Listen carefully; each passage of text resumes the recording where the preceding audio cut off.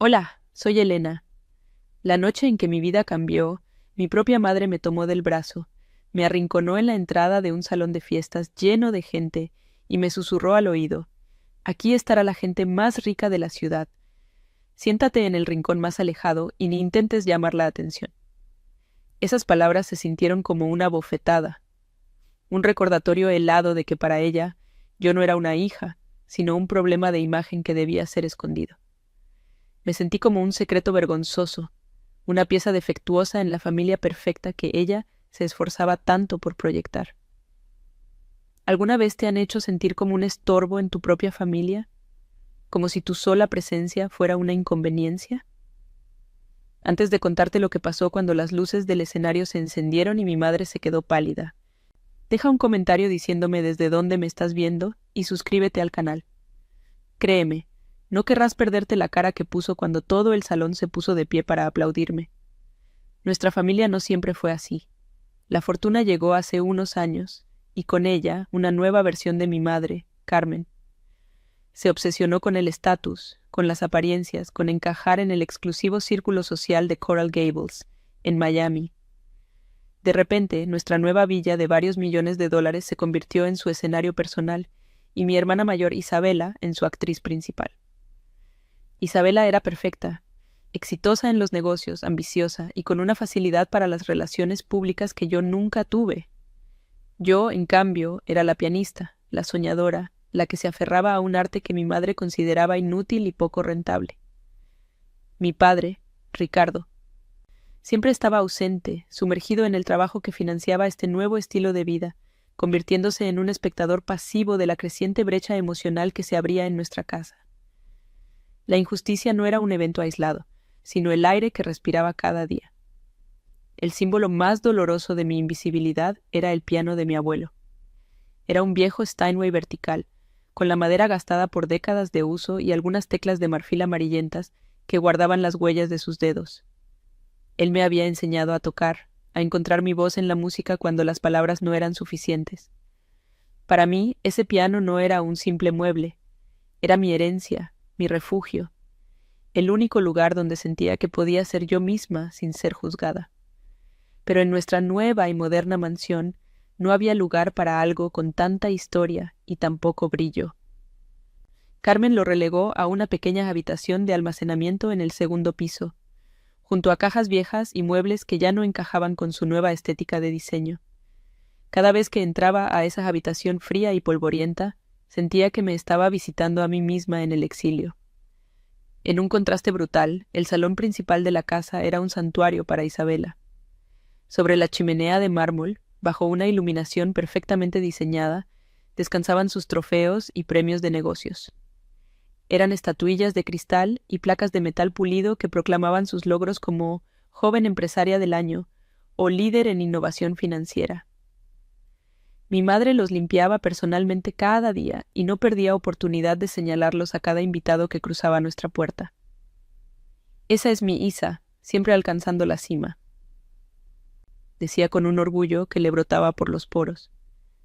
Esos objetos fríos y brillantes eran la representación física de lo que mi familia valoraba: el éxito tangible, el poder económico, el reconocimiento público. Mi música, en cambio, era intangible, emocional y, por lo tanto, para mi madre, completamente irrelevante. Recuerdo una cena, hace unos meses, con unos socios de mi padre. Uno de los invitados, un hombre mayor y amable, me preguntó por mis intereses. Apenas abrí la boca para hablar de mi pasión por el piano, mi madre me interrumpió con una risita condescendiente. «Oh, Elena y su música», dijo, como si hablara de una mascota adorable. «Es su pasatiempo infantil. La mantiene ocupada mientras Isabela construye un imperio». Sentí cómo el color se me iba de la cara. La humillación fue tan intensa que se me formó un nudo en la garganta que me impidió hablar por el resto de la noche. Miré a Isabela, quien me dedicó una pequeña sonrisa de suficiencia, y luego a mi padre, que simplemente desvió la mirada hacia su plato, huyendo de la confrontación. En ese silencio entendí que estaba completamente sola. La noche de la gala benéfica de la empresa de mi padre se sentía como la culminación de todas esas pequeñas humillaciones. La preparación en casa fue un torbellino de actividad centrado exclusivamente en Carmen e Isabela. Sus vestidos de diseñador, traídos especialmente de una boutique en Bal Harbour, colgaban como obras de arte.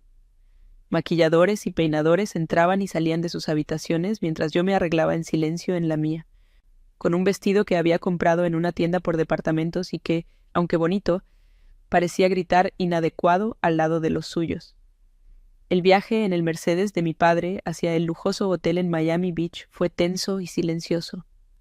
Yo miraba las luces de la ciudad pasar por la ventanilla, sintiendo una opresión en el pecho, como si supiera que la noche solo traería más de lo mismo, más indiferencia, más desprecio sutil. Al llegar al hotel, el ambiente era abrumador. El salón de baile estaba decorado con candelabros de cristal que colgaban como cascadas de diamantes, y el aire vibraba con las conversaciones de la élite de Miami. Mi madre se transformó al instante. Su sonrisa era deslumbrante, sus movimientos elegantes y calculados. Navegaba por la multitud con la pericia de un general, presentando a Isabela a diestra y siniestra. Fue entonces, justo después de saludar a un importante magnate inmobiliario, cuando me apartó. Su agarre en mi brazo fue firme, casi doloroso. Me llevó a una zona menos concurrida, cerca de la entrada de servicio, y con los ojos fijos en los míos, me lanzó esas palabras como dagas. No había ira en su voz, solo una fría y pragmática crueldad. Estaba protegiendo su inversión social y yo era un riesgo que debía ser neutralizado. Fui obedientemente conducida a mi puesto, una mesa pequeña, para 2 personas, en el rincón más oscuro y alejado del salón, justo al lado de una cortina de servicio. Desde allí tenía una vista perfecta de todo el espectáculo, pero era completamente invisible para los demás. Observé a mi familia en el centro de todo. Mi madre reía, encantadora y vibrante.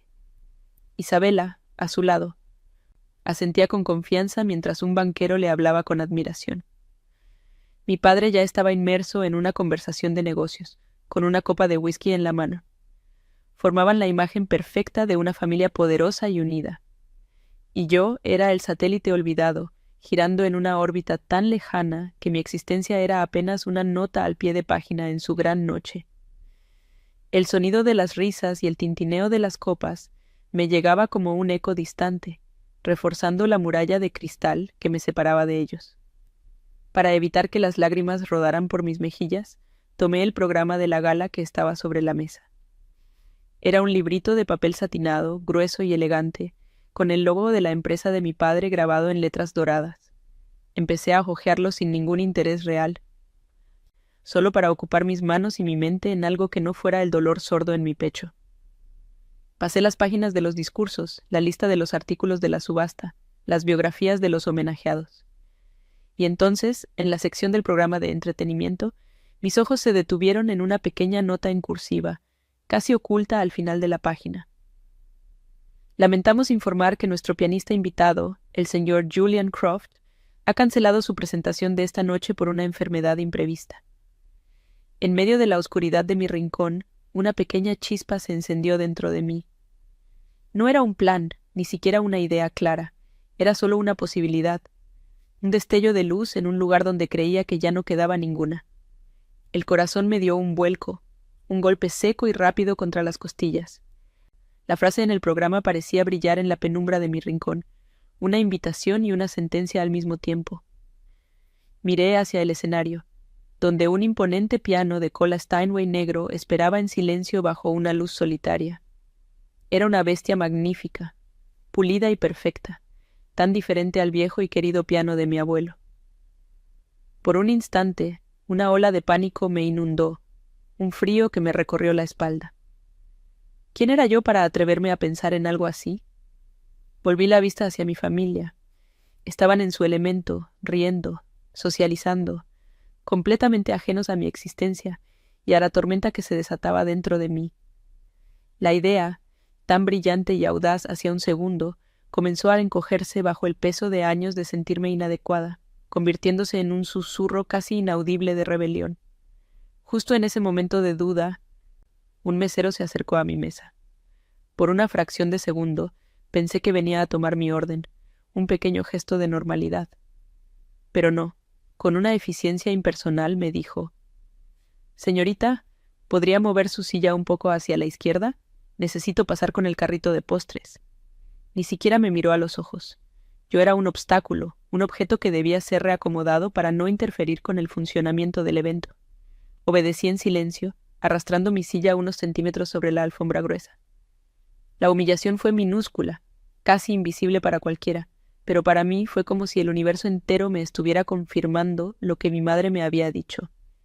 Mi lugar era fuera del camino, sin llamar la atención, sin estorbar. Me sentí más pequeña y más invisible que nunca. Una pieza de mobiliario en el rincón olvidado de una fiesta a la que no pertenecía. Me aferré al programa como si fuera un salvavidas, releyendo la nota sobre la cancelación una y otra vez. La voz de mi madre resonaba en mi cabeza, llamando a mi música un pasatiempo infantil, una distracción sin valor. Pero entonces, como un contrapunto, recordé la voz de mi abuelo. «Tu música no es para ellos, Helenita», me decía, mientras sus dedos nudosos guiaban los míos sobre las teclas de marfil. «Es para ti. Es tu verdad. Nunca dejes que nadie te la silencie». El contraste entre esas dos visiones de mi vida era el conflicto que me definía. Por un lado, la búsqueda de estatus y aprobación de mi madre. Por el otro, el legado de amor y arte de mi abuelo. En ese rincón oscuro, entendí que la verdadera apuesta de esa noche no era impresionar a nadie. Era decidir cuál de esas dos voces iba a ganar la batalla por mi alma. Levanté la vista y mis ojos se cruzaron con los de Javier, el asistente de mi padre. Estaba de pie cerca de una de las columnas del salón, observando a la multitud con su habitual discreción. Javier era de las pocas personas en el nuevo círculo de mi familia que siempre me había tratado con genuino interés. A veces, cuando visitaba la casa por trabajo, se asomaba a la habitación de almacenamiento y me preguntaba qué pieza estaba practicando. Conocía mi pasión y, a diferencia de otros, nunca la había menospreciado. Al encontrarse con mi mirada, no sonrió, pero me dedicó un leve y casi imperceptible asentimiento.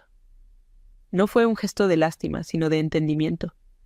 Fue como si pudiera ver la idea que luchaba por nacer en mi mente y, en lugar de juzgarla, le diera su silenciosa bendición. Ese pequeño gesto fue un ancla en medio de mi mar de dudas. Poco después el maestro de ceremonias subió al escenario. Con una sonrisa profesional golpeó suavemente el micrófono. «Damas y caballeros, una pequeña nota sobre nuestro programa», anunció. «Lamentablemente, nuestro talentoso pianista, el señor Julian Croft, no podrá acompañarnos esta noche. Pero no se preocupen, la música siempre encuentra su camino». Hubo un murmullo de decepción entre los invitados. Mis manos comenzaron a sudar. La posibilidad ya no era un secreto escondido en un programa. Era un vacío anunciado públicamente, un espacio abierto en el corazón del evento. La atención de todos se dirigió por un momento al piano solitario en el escenario, ahora un símbolo de una promesa rota. Para mí, sin embargo, se sentía como una puerta que se había abierto de par en par. La pregunta ya no era si había una oportunidad, sino si yo tendría el valor de cruzar el umbral.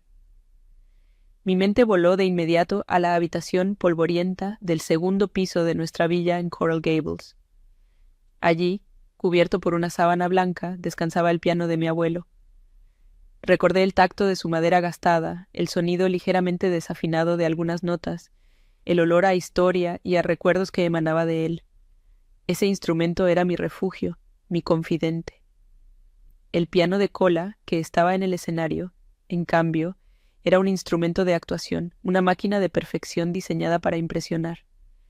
Eran dos mundos opuestos. Sin embargo, la música que mi abuelo me enseñó no era sobre la perfección, sino sobre la emoción. Era sobre contar una historia sin palabras. Me di cuenta de que no importaba el instrumento. Lo que importaba era el alma que lo tocaba. Podía llevar el espíritu de ese viejo piano olvidado y hacerlo resonar en este salón lleno de extraños. Mientras me perdía en mis pensamientos, vi a Isabela caminar cerca de mi mesa. Iba acompañada de una mujer elegante que la escuchaba con atención. No se detuvo, ni siquiera giró la cabeza para mirarme, pero al pasar, la oí decir con una risita ligera: «Ah, sí, esa es mi hermana pequeña, Elena. Es muy introvertida, ya sabes. Prefiere pasar desapercibida. La mujer le lanzó una mirada rápida a mi rincón, una mezcla de curiosidad y condescendencia antes de seguir caminando. La palabra introvertida sonó como un eufemismo para insignificante. No fue la crueldad directa de mi madre, sino algo peor, una anulación casual, una forma de borrarme del mapa familiar frente a los demás, como si yo fuera una nota a pie de página en la brillante biografía de su vida. El dolor fue agudo y helado, un recordatorio de que para mi propia hermana yo también era un inconveniente social. Desde mi puesto de observación podía analizar la dinámica de poder del salón. Mi madre era la reina indiscutible. Se movía con una gracia calculada, su vestido de seda ondeando a su paso. La vi reír con un político local, tocar el brazo de la esposa de un banquero, presentar a Isabela a un inversor, con un orgullo que era casi palpable. Cada gesto, cada palabra, era una transacción diseñada para aumentar su capital social. Mi padre, Ricardo, estaba a su lado, pero era más un consorte que un rey.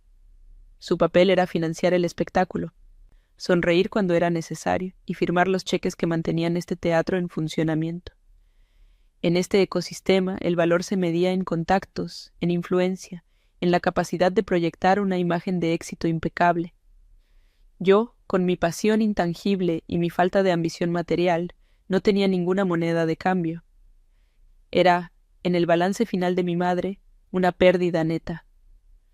Fue entonces cuando Javier se materializó a mi lado, tan silenciosamente que casi me sobresalté. Se inclinó, fingiendo ajustar algo en la mesa, y me susurró al oído, su voz apenas un murmullo por encima de la música ambiental. El escenario está vacío, Elena. El piano está afinado.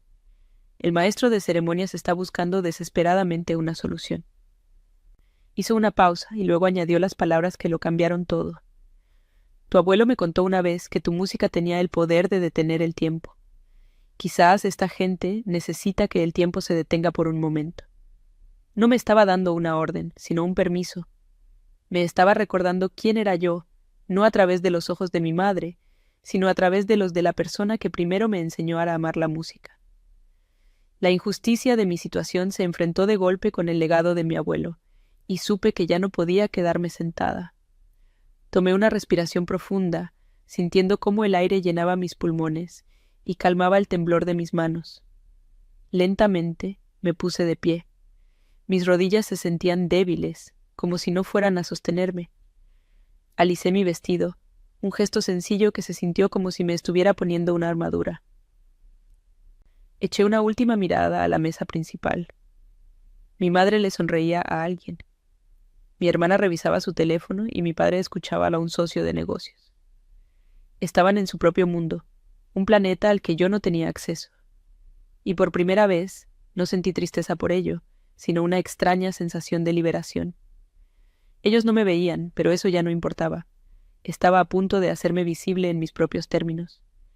Comencé a caminar paso a paso, alejándome de la sombra de mi rincón y avanzando hacia la luz solitaria que bañaba el escenario. El murmullo del salón no se detuvo de inmediato, pero sentí cómo las miradas comenzaban a seguirme. Al principio eran solo las mesas más cercanas, gente que me veía como una curiosidad, una joven solitaria caminando con una determinación inexplicable. Pero a medida que me acercaba al escenario, el efecto se extendió como una onda en el agua. Las conversaciones empezaron a vacilar, las cabezas se giraron. Podía sentir el peso de cientos de ojos sobre mí, una mezcla de confusión, intriga y sorpresa. Ya no era invisible. Cada paso que daba sobre esa alfombra afelpada era un acto de desafío contra años de silenciamiento. No sentía miedo, sino una calma extraña, como si estuviera caminando hacia mi destino. Llegué al pie de los pequeños escalones que subían al escenario, el corazón latiéndome con la fuerza de un tambor, listo para dar el concierto de mi vida. Subí el primer escalón y luego el segundo. El mundo pareció encogerse hasta convertirse en el pequeño círculo de luz que me esperaba. El murmullo del salón se transformó en un zumbido sordo en mis oídos, como el sonido del mar escuchado a través de una caracola. Ya no sentía el peso de las miradas curiosas, solo la atracción magnética del piano. Era como si durante años hubiera estado caminando bajo el agua, y ahora, con cada paso hacia arriba, estuviera a punto de romper la superficie para tomar la primera bocanada de aire real. Mis manos, que antes temblaban, ahora se sentían extrañamente firmes, como si supieran que estaban a punto de cumplir el propósito para el que fueron creadas.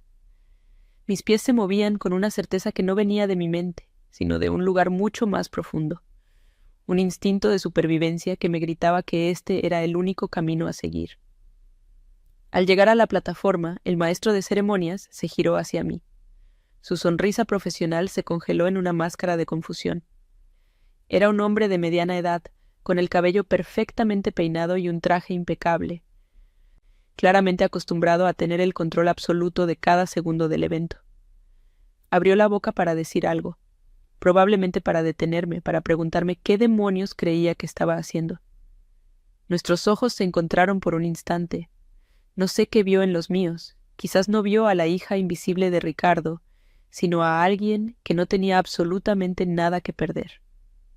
Antes de que pudiera pronunciar una palabra, incliné la cabeza ligeramente y le susurré con una voz que apenas reconocí como la mía. «Por favor, solo una canción». Mi tono no era suplicante, sino firme. Fue una declaración, no una petición.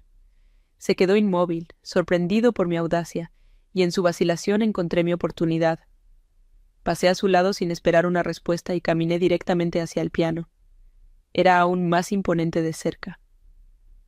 La madera negra lacada brillaba bajo las luces del escenario, reflejando una versión distorsionada y alargada de mi rostro. No olía a historia como el de mi abuelo. Olía a cera cara y a potencial sin explotar. Me senté en el taburete de cuero, que estaba frío al tacto. Por un momento, el pánico amenazó con volver. La inmensidad del salón se abrió ante mí, un mar de rostros anónimos y mesas elegantemente decoradas. Sentí una punzada de la vieja inseguridad, la voz de mi madre susurrando en mi mente que yo no pertenecía a este lugar. Pero entonces coloqué las yemas de mis dedos sobre las teclas. El contacto fue como una descarga eléctrica, un ancla que me conectó de nuevo a la tierra, a mi propósito. El piano no me juzgaba. Solo esperaba. Fue en ese preciso instante, mientras mis dedos se familiarizaban con las teclas, cuando levanté la vista y mis ojos encontraron la mesa principal. La vi. Mi madre, Carmen, me estaba mirando. Su conversación se había detenido a mitad de una frase. La sonrisa encantadora que le dedicaban a un importante empresario se había desvanecido, reemplazada por una expresión de pura incredulidad. Sus ojos, normalmente brillantes y llenos de cálculo social, estaban abiertos de par en par, fijos en mí con una mezcla de horror y furia helada. No había sorpresa, no había preocupación. Había la indignación de alguien cuyo guión perfectamente escrito acababa de ser destrozado por un actor secundario que se había atrevido a improvisar. Su rostro se puso pálido bajo el maquillaje caro, y vi cómo apretaba la mandíbula con tanta fuerza que un pequeño músculo tembló en su mejilla. El mundo se detuvo. En su mirada vi mi condena. A su lado, la reacción de Isabela fue diferente, pero igualmente reveladora. Su primera reacción fue de vergüenza. Vi cómo sus mejillas se sonrojaban y cómo lanzaba una mirada rápida a las mesas circundantes, como para medir el daño a su imagen. Su lenguaje corporal gritaba incomodidad. Se encogió ligeramente en su asiento, como si deseara que el suelo se la tragara junto a mí. No me miraba directamente, sino que alternaba su vista entre mi figura en el escenario y su copa de champán, como si no pudiera decidir qué era más insoportable. Y mi padre, Ricardo, simplemente parecía perdido. Su rostro, normalmente ocupado por los negocios, estaba lleno de una confusión abrumadora. Me miraba como si estuviera viendo a una extraña, a una hija que no sabía que existía. En sus ojos no había ira, solo un desconcierto profundo que, de alguna manera, dolía más que la furia de mi madre. La mirada de mi madre era un láser, intentando perforarme, ordenándome en silencio que me levantara de ese taburete y desapareciera de nuevo en mi rincón. Por una fracción de segundo, casi lo logró. El peso de su desaprobación era una fuerza física que había aprendido a obedecer toda mi vida. Sentí como mis hombros se encorvaban, cómo la duda volvía a envenenar mi determinación. ¿Qué estaba haciendo? Estaba a punto de cometer el mayor acto de desobediencia de mi vida, frente a las únicas personas cuya opinión, según ella, importaba.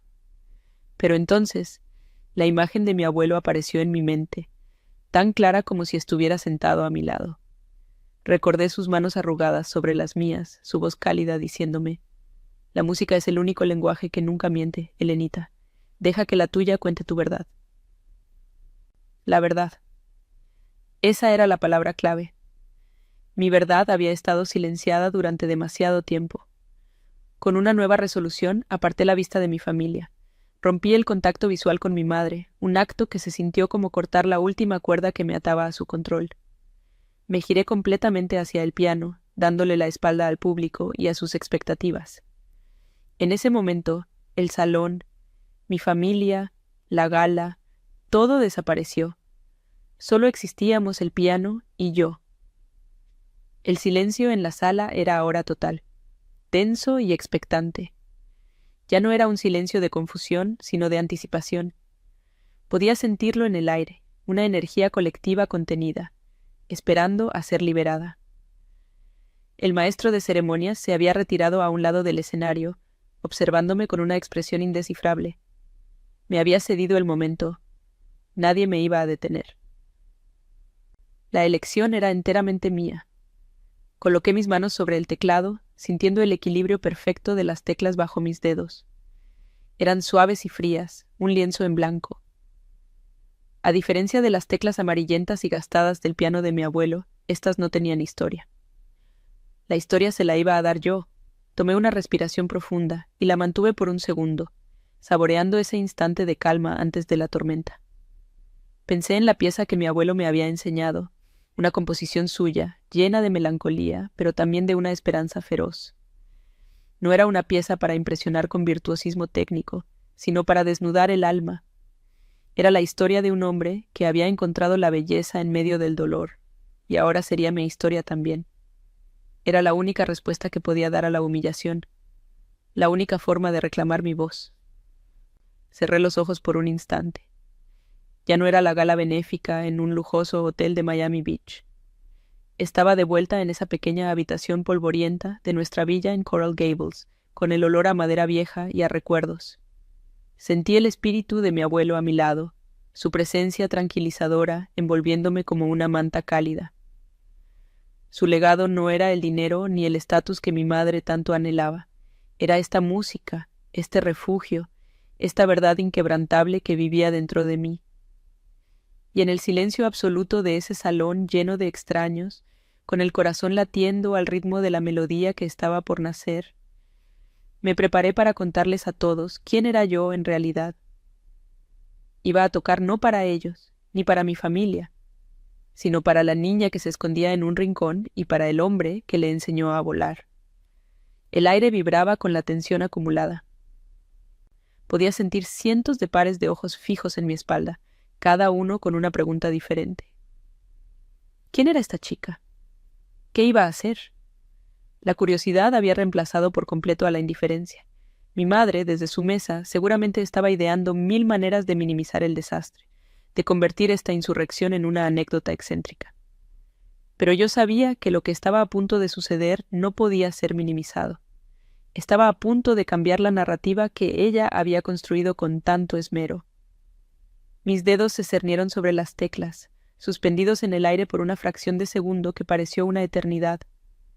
Y entonces, en medio de ese silencio sagrado y tenso, con todo el peso de mi vida no vivida detrás de mí, toqué la primera nota.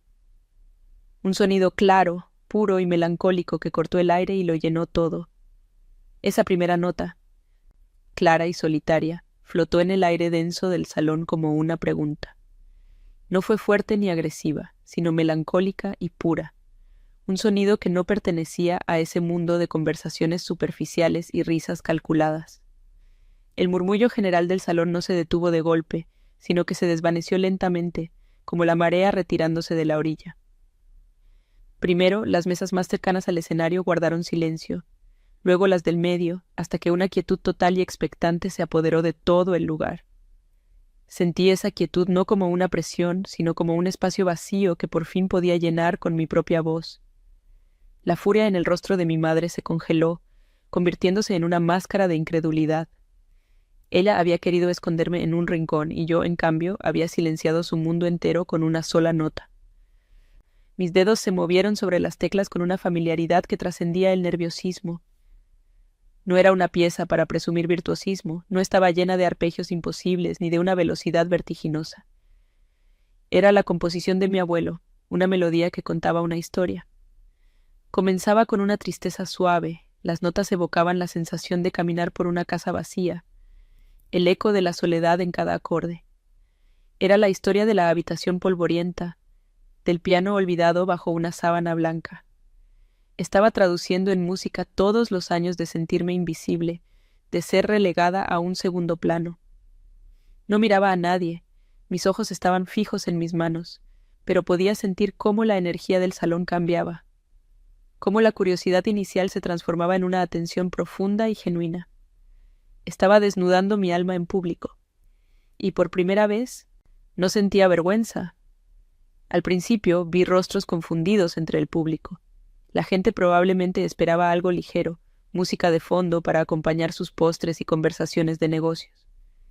Pero la pieza de mi abuelo exigía ser escuchada. Tenía una gravedad, una honestidad emocional que rompía con la atmósfera artificial del evento. Vi cómo los tenedores se detuvieron a medio camino de la boca, cómo las copas de vino quedaban suspendidas en el aire. Las sonrisas profesionales se desvanecieron, reemplazadas por expresiones de introspección y sorpresa. La élite de Miami, la misma gente que mi madre se esforzaba tanto por impresionar con su riqueza y su estatus, estaba siendo cautivada por el pasatiempo infantil de su hija invisible. La ironía era tan densa que casi podía saborearla, una nota agridulce que se mezclaba con la melodía. Levanté la vista por un segundo y mis ojos se encontraron de nuevo con la mesa principal. La expresión de mi madre había pasado del shock a una furia fría y controlada. Estaba sentada increíblemente erguida, con una sonrisa forzada pegada en los labios, como si esto fuera parte del espectáculo que ella había planeado. Pero sus ojos contaban una historia diferente. Eran 2 trozos de hielo que me prometían un castigo severo. Isabela, a su lado, ya no parecía avergonzada, sino simplemente aturdida. Su boca estaba ligeramente abierta, y su mirada iba del escenario a los rostros de los invitados importantes, tratando de calcular el impacto de mi insubordinación. Y mi padre. Mi padre era el único cuya expresión había comenzado a cambiar. La confusión en su rostro se estaba disolviendo, dando paso a algo que no había visto en años, una atención total y absoluta dirigida hacia mí. A medida que avanzaba en la pieza, el miedo se había evaporado por completo. En su lugar, sentía una conexión extraña y poderosa con cada persona en esa sala. Ya no eran un público anónimo, eran testigos. El piano de cola, que al principio me había parecido tan intimidante y ajeno, ahora se sentía como una extensión de mi propio cuerpo. Cada nota que tocaba era una palabra que nunca me había atrevido a decir. Era un «aquí estoy», un «yo también importo», un «esto es lo que soy». La música fluía a través de mí con una facilidad que me sorprendió a mí misma. Por primera vez en mi vida, no estaba pidiendo permiso para existir. Estaba reclamando mi espacio, nota a nota, silencio a silencio. Y en ese acto de pura autoafirmación, encontré una fuerza que no sabía que poseía. La melodía evolucionó, la tristeza inicial dio paso a una sección más turbulenta y apasionada. Las notas contaban la historia de la humillación en la entrada del salón, del desprecio casual de mi hermana, de las innumerables cenas en las que mi voz fue silenciada. Era un lamento que se convertía lentamente en un grito de guerra. Mis dedos volaban sobre el teclado, no con ira, sino con una intensidad liberadora. Estaba poniendo todo mi dolor en la música, transformándolo en algo hermoso y poderoso. Estaba tomando el veneno que me habían dado durante años y convirtiéndolo en un antídoto. Podía sentir la emoción cruda llenando el salón, una ola de sentimiento que envolvía a todos, obligándolos a sentir lo que yo había sentido, a entender sin necesidad de una sola palabra. Fue entonces cuando lo vi claramente. Mi padre se inclinó hacia adelante en su silla, apoyando los codos en la mesa, su cuerpo completamente orientado hacia el escenario. La máscara del empresario impenetrable, siempre preocupado por los negocios y las apariencias, se resquebrajó. Sus ojos, que siempre parecían mirar a través de mí, ahora estaban fijos en mis manos, siguiendo cada movimiento.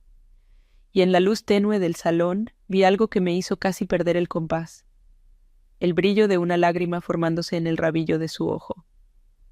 No era una lágrima de tristeza, sino de reconocimiento.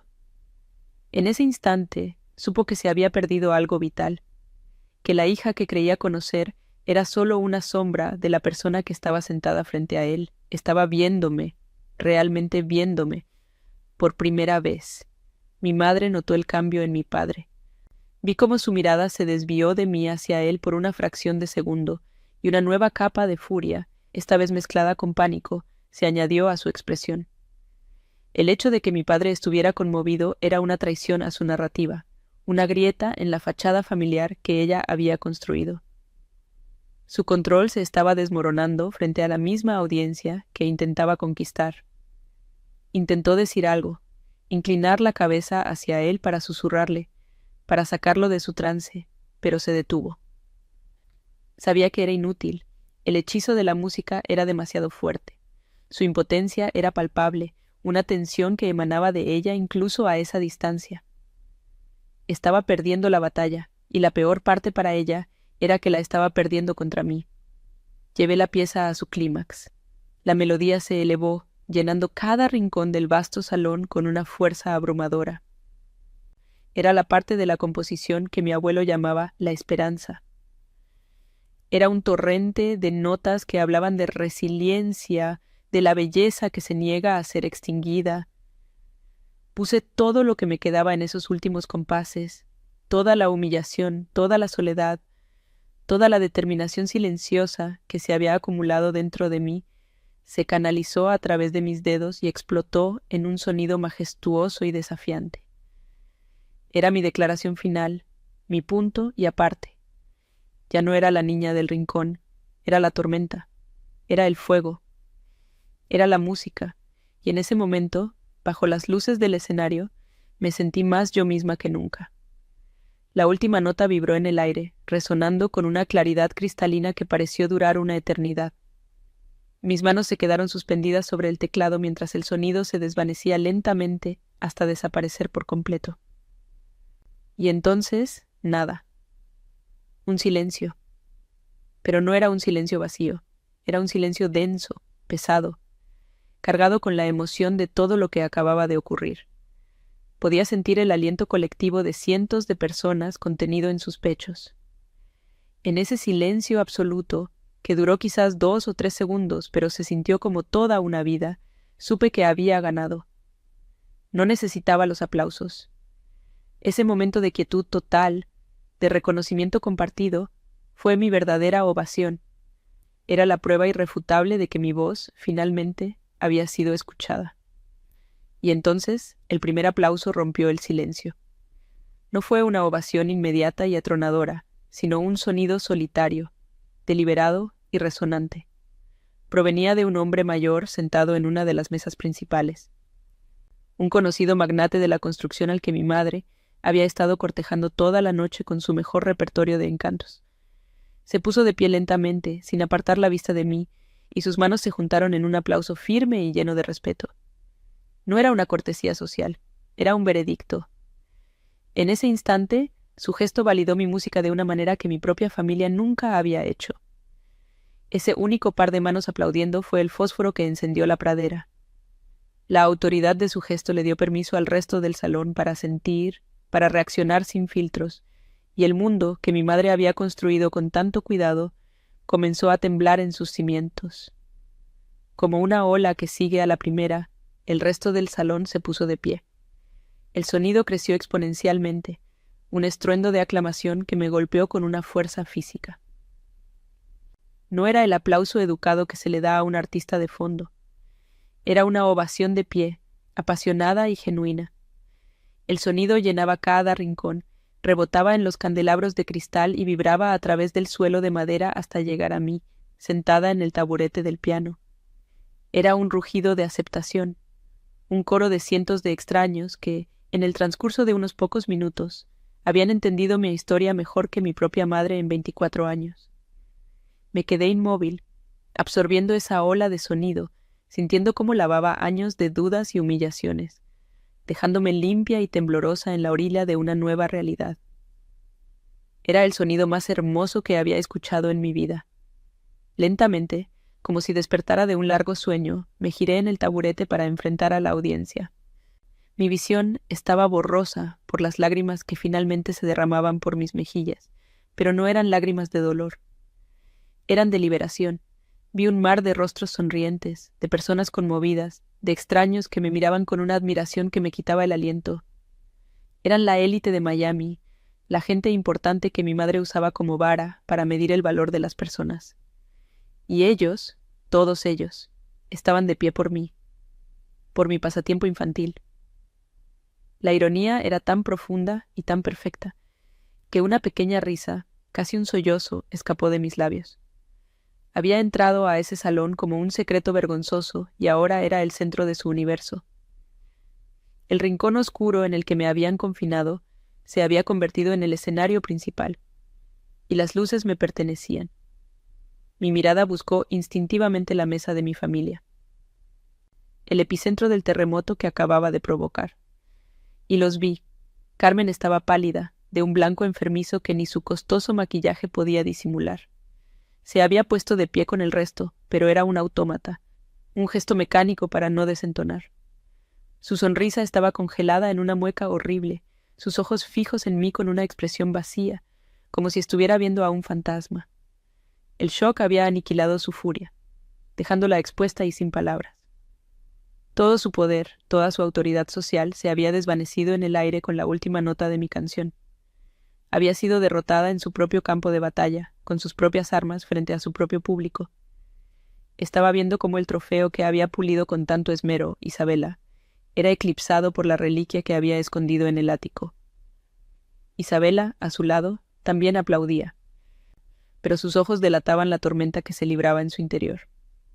Su rostro era una mezcla indescifrable de asombro, celos y una forma de respeto a regañadientes que nunca antes me había mostrado. Miraba de mí a los rostros de los magnates y socialites que nos rodeaban y pude ver cómo las piezas encajaban en su mente pragmática. Se estaba dando cuenta de que el tipo de poder que yo acababa de demostrar no se podía comprar, heredar ni conseguir a través de contactos. Era algo auténtico, algo que ella, con todos sus premios de negocios y su éxito calculado, nunca podría poseer.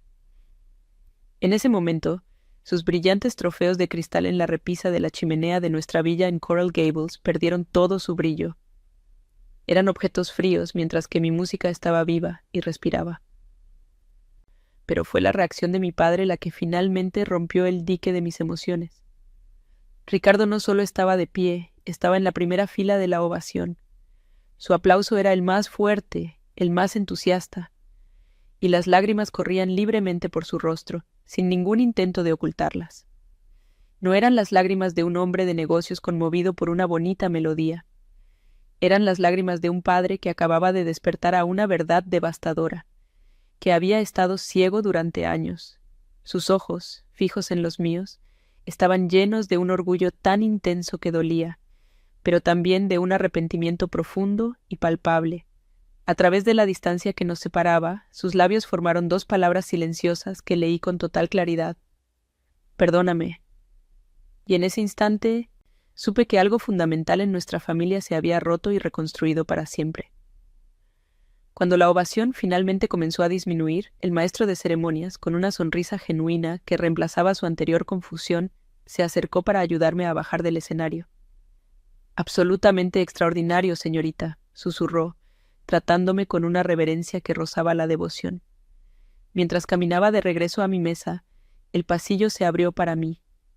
La gente se apartaba, pero no para ignorarme, sino para verme pasar. Algunas personas me tocaron el brazo suavemente, murmurando felicitaciones. «Fue mágico», dijo una mujer con un collar de diamantes. «Gracias», dijo un hombre con una voz ronca por la emoción. Ya no era la chica del rincón, era la chica del piano. Había llegado a la gala como un satélite invisible, y la estaba abandonando como una estrella recién nacida, dejando una estela de asombro a mi paso. Llegar a la mesa de mi familia fue como entrar en el ojo de un huracán. El aire estaba cargado de una tensión eléctrica. Isabela se sentó rápidamente y se concentró en su copa de vino como si fuera el objeto más fascinante del mundo. Carmen permaneció de pie por un momento más, su cuerpo rígido como una estatua de mármol, antes de sentarse con una lentitud deliberada. Ninguna de las dos me miró. El silencio entre nosotros tres era un abismo, un espacio lleno de todas las palabras crueles dichas y todas las disculpas que nunca llegarían. El contraste era brutal. Acababa de recibir el calor y la admiración de un salón lleno de extraños, solo para ser recibida por el frío glacial de mi propia madre y mi hermana. Pero algo dentro de mí había cambiado. Su silencio ya no me hería. Era simplemente un ruido de fondo. Fue Ricardo quien rompió el hechizo. Se movió con una decisión que rara vez le veía en asuntos familiares. Se acercó a la mesa, tomó una de las sillas vacías, una que no estaba en un rincón sino en el centro, y la colocó a su lado. Luego me miró, y con un gesto que era a la vez una invitación y una orden, dijo: «Elena, siéntate aquí, con nosotros». Su voz era firme, clara, y no admitía discusión. Me senté, y él empujó la silla suavemente. El acto fue simple, pero el simbolismo fue monumental. Me estaba sacando de las sombras y colocándome en el lugar que me correspondía. Estaba redefiniendo públicamente mi lugar en la familia, sin pedirle permiso a nadie. Era su primer acto de verdadera paternidad en mucho tiempo, y se sintió como un ancla en medio de la tormenta. Conmigo sentada a su lado, mi padre levantó ligeramente su copa. Miró a los socios de negocios que compartían nuestra mesa, quienes me observaban con una nueva curiosidad y respeto.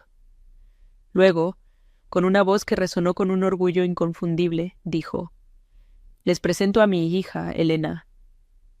Hizo una pausa, y sus ojos se encontraron con los de mi madre por un instante. Ella es la verdadera artista de la familia. No había desafío en su tono, solo una simple declaración de hechos, una verdad que había sido ignorada durante demasiado tiempo. Para mi madre, esas palabras debieron ser como una bofetada. Él no solo me estaba reconociendo a mí, estaba corrigiendo públicamente la narrativa que ella había promovido. Estaba reequilibrando la balanza de la familia, y el peso ahora se inclinaba a mi favor. Eché una última mirada a mi madre. Su rostro, antes pálido por el shock, ahora estaba enrojecido por una furia impotente. Pero cuando nuestros ojos se encontraron, vi algo más allá de la ira. Vi el final. El poder que había tenido sobre mí, el poder de hacerme sentir pequeña e insignificante, se había evaporado. Su aprobación ya no era el premio que yo buscaba desesperadamente. Me di cuenta de que mi valor no residía en su opinión, sino en mis propias manos, en la música que mi abuelo me había legado. Ese legado, que él había intentado enterrar en una habitación polvorienta, acababa de llenar de luz el salón más exclusivo de Miami. Rompí el contacto visual con ella y me giré hacia mi padre, quien me sonreía con una tristeza y un amor que lo abarcaban todo. En ese momento ya no necesitaba un rincón para esconderme. Había encontrado mi lugar, no en la mesa, sino dentro de mí misma. El viaje de regreso a casa en el Mercedes de mi padre fue la experiencia más silenciosa y ruidosa de mi vida. Ricardo conducía, sus nudillos blancos apretando el volante, pero de vez en cuando me lanzaba una mirada por el espejo retrovisor. Una mirada que era una mezcla de orgullo y disculpa. Yo iba sentada detrás de él, sintiendo por primera vez que ocupaba un espacio real en ese auto.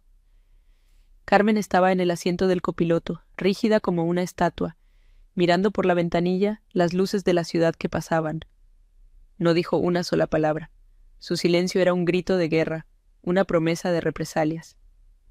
Isabela, a mi lado, se dedicaba a mirar su teléfono con una intensidad que era claramente fingida. El aire dentro del auto era denso, cargado con el peso de una dinastía familiar que se había derrumbado y reconstruido en el lapso de una sola canción. Nadie se atrevía a hablar, pero todo ya se había dicho. A la mañana siguiente me desperté con un sonido inusual que venía del piso de abajo. No eran las voces suaves del personal de servicio, sino el ruido sordo de algo pesado siendo movido con cuidado. Bajé las escaleras y encontré a mi padre en el vestíbulo, supervisando a 2 hombres de una empresa de mudanzas. Estaban maniobrando con una pericia increíble el viejo piano de mi abuelo para sacarlo de la habitación de almacenamiento. Mi padre se giró al verme, y en sus ojos había una determinación que rara vez le había visto fuera de una sala de juntas. «Buenos días, Elena», dijo, con una voz tranquila pero firme. «Pensé que este instrumento merecía un lugar mejor. Lo llevaremos a que lo restauren y lo afinen por completo. Y luego lo pondremos donde siempre debió estar». No tuvo que decir dónde era ese lugar. Su gesto era una declaración, una corrección de una injusticia que él había permitido durante demasiado tiempo. Justo en ese momento, Carmen apareció en lo alto de la escalera, envuelta en su bata de seda. Su rostro, al ver la escena, se contrajo en una máscara de furia helada. «Ricardo, ¿qué significa esto?», siseó, su voz cortante como un cristal roto. Mi padre no se inmutó. La miró directamente a los ojos y respondió con una calma que desarmaba. «Significa que las cosas van a cambiar, Carmen. Esta casa va a honrar el verdadero talento, no solo los trofeos». Ella bajó la escalera, deteniéndose a unos pasos de mí. Me miró como si yo fuera un insecto que acababa de arruinar su jardín perfecto. «Arruinaste todo», me dijo en voz baja, cada palabra cargada de veneno. No le respondí. Simplemente la miré y por primera vez su ira no me alcanzó. Rebotó contra un escudo invisible que yo no sabía que tenía. Su poder sobre mí se había roto para siempre. Más tarde ese día me encontré con Isabela en la cocina. Estaba preparándose un café. Sus movimientos eran rígidos y deliberados. El silencio entre nosotras fue incómodo, hasta que finalmente habló, sin mirarme. «Nunca supe que podías tocar así», dijo. Su voz era casi un murmullo. No había calidez en sus palabras, pero tampoco había desprecio. Era una simple declaración de hechos, una admisión a regañadientes de una verdad que ya no podía ignorar. «Supongo que hay muchas cosas que no sabes de mí», respondí en voz baja. Ella asintió lentamente, tomó su taza de café y se fue sin decir nada más. No fue una reconciliación, y nunca lo sería, pero fue un reconocimiento. En su mundo de logros cuantificables, mi música se había convertido en un activo que ya no podía permitirse el lujo de subestimar. Nuestra relación se asentó en un nuevo territorio, un distanciamiento respetuoso, una tregua fría entre 2 mundos que nunca se entenderían del todo. 2 semanas después, mi padre y yo encontramos un pequeño apartamento para mí en Coconut Grove. Él insistió en ayudarme con el depósito y los primeros meses de alquiler, no como un acto de control, sino como una ofrenda de paz, una forma tangible de enmendar años de negligencia. «Necesitas tu propio espacio, Elena», me dijo mientras firmábamos los papeles. «Un lugar donde tu música pueda ser lo primero». Carmen se opuso, por supuesto. Lo vio como una afrenta final, como si yo estuviera abandonando a la familia. Pero la verdad era que estaba abandonando su versión de la familia para poder construir la mía. El día de la mudanza, ella ni siquiera salió de su habitación para despedirse. Y por primera vez, su ausencia no me dolió.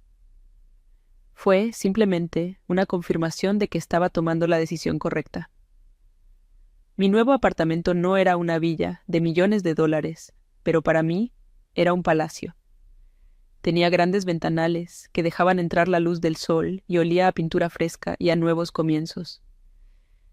El día que llegó el piano de mi abuelo, completamente restaurado, lloré.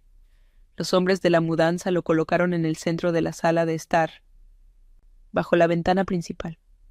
Su madera oscura ahora brillaba con un lustre cálido, y cuando toqué las teclas de marfil el sonido era rico y perfecto.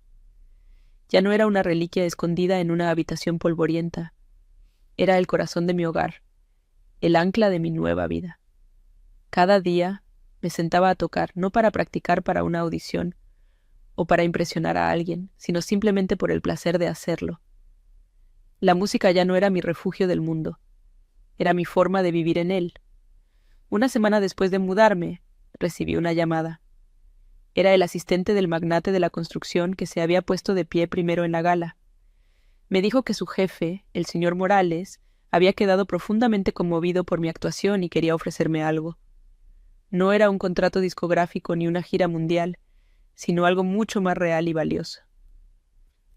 Su fundación financiaba una beca completa para un máster en interpretación de piano en Juilliard, en Nueva York, y quería patrocinarme personalmente. La oferta me dejó sin aliento. El pasatiempo infantil que mi madre había despreciado se había convertido en la llave que abría la puerta a mi futuro, un futuro que yo misma había creado con mis propias manos, en una sola noche de rebelión silenciosa. Los meses que siguieron establecieron el nuevo orden de mi vida. Hablaba con mi padre varias veces por semana. Me preguntaba por mi música, por mis planes para Nueva York, por las pequeñas cosas de mi día a día. Estaba conociendo a su hija y yo estaba conociendo a mi padre. Con Isabela, el contacto era mínimo, limitado a mensajes de texto en cumpleaños y días festivos. Manteníamos una distancia cordial, como dos socias de negocios que respetan el territorio de la otra. A Carmen no la volví a ver. Supe por mi padre que se negaba a pronunciar mi nombre. No esperaba una disculpa y ya no la necesitaba. Su silencio ya no era un castigo, era simplemente la prueba de que ella había elegido su mundo de apariencias por encima de su propia hija. Y yo, finalmente, había elegido mi propia verdad por encima de su aprobación. Ahora, mientras me siento frente al piano de mi abuelo, con la luz del atardecer de Miami entrando por la ventana de mi propio apartamento, a menudo pienso en esa noche, no con ira ni con tristeza, sino con una extraña sensación de gratitud. Esa humillación fue el fuego que me forjó. Me obligó a salir del rincón oscuro al que me habían desterrado y a encontrar mi propia luz en el centro del escenario. Mis dedos se deslizan sobre las teclas y la música llena el espacio. Una melodía que ya no es de dolor, sino de paz. Es la historia de una chica que aprendió que su valor no se medía por los trofeos en una repisa o por la aprobación de los demás, sino por la verdad que resonaba en su propio corazón. Y esa verdad, finalmente, era suficiente. La lección más grande que aprendí esa noche no fue sobre música, ni sobre el poder de una ovación. Fue sobre los rincones en los que permitimos que nos pongan y, lo que es peor, en los que aprendemos a quedarnos por voluntad propia. Mi madre me asignó un rincón físico en ese salón, pero yo había estado viviendo en un rincón emocional durante años, convencida de que mi valor era tan pequeño que debía mantenerme fuera de la vista, sin hacer ruido, sin molestar. El verdadero enemigo no era su orden, sino la parte de mí que estaba dispuesta a obedecerla.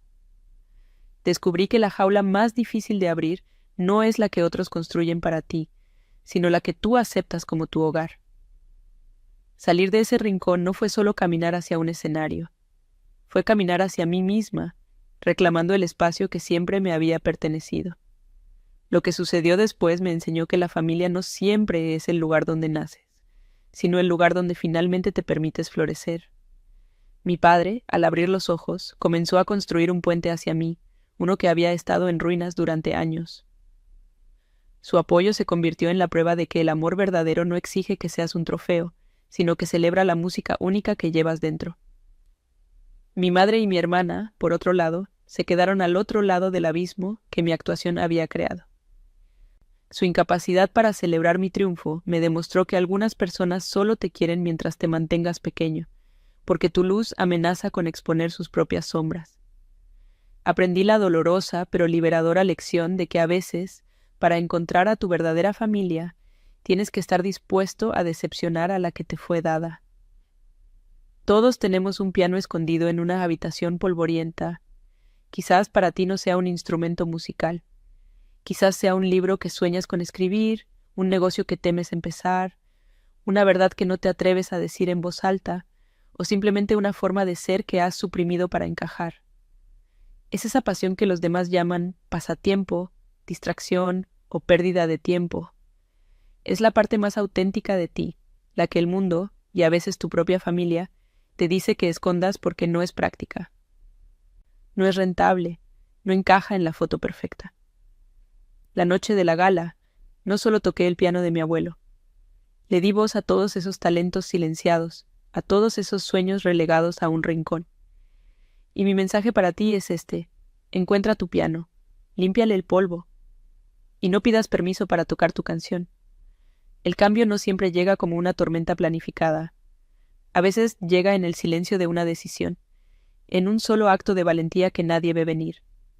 Yo no tenía un plan maestro para vengarme o para dar una lección. Solo tenía un dolor tan profundo que la única salida era transformarlo en algo más. La oportunidad apareció en una pequeña nota en un programa, un vacío que el destino dejó abierto para mí. Lo que aprendí es que la vida está llena de esos vacíos, de esos escenarios inesperados. La pregunta no es si llegarán, sino si tendremos el coraje de subirnos a ellos cuando lo hagan. No necesitas cambiar toda tu vida de la noche a la mañana. Solo necesitas un momento, un solo momento, en el que elijas tu voz por encima de tu miedo. Ese momento puede redefinirlo todo.